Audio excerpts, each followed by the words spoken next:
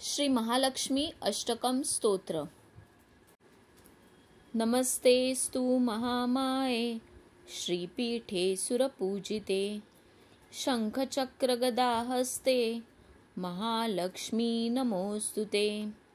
नमस्ते गरुडारूढे कोलासुरभयंकरी सर्वपापहरे देवी महालक्ष्मी नमोस्तुते। सर्वज्ञे सर्ववरदे सर्वदुष्टभयंकरी सर्वदुःखहरे देवी महालक्ष्मी नमोस्तुते। सिद्धिबुद्धिप्रदे देवी भुक्तिमुक्तिप्रदायिनी मंत्रमूर्ते सदा देवी महालक्ष्मी नमोस्तुते।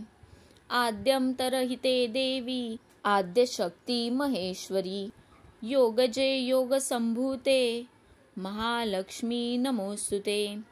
स्थूल सूक्ष्म महारौद्रे महाशक्ति महोदरे महापापहरे देवी महालक्ष्मी नमोस्तुते। पद्मासनस्थिते देवी परब्रह्मस्वरूपिणी परमेशी जगन्मातर महालक्ष्मी नमोस्तुते। श्वेतांबरधरे देवी नानालंकारभूषिते जगस्थिते जगन्मार्त महालक्ष्मी नमोस्तुते। महालक्ष्म्य अष्टकस्तोत्रं य पठेत् भक्तिमान् नरः सर्वसिद्धिमवाप्नोति राज्यं प्राप्नोति सर्वदा।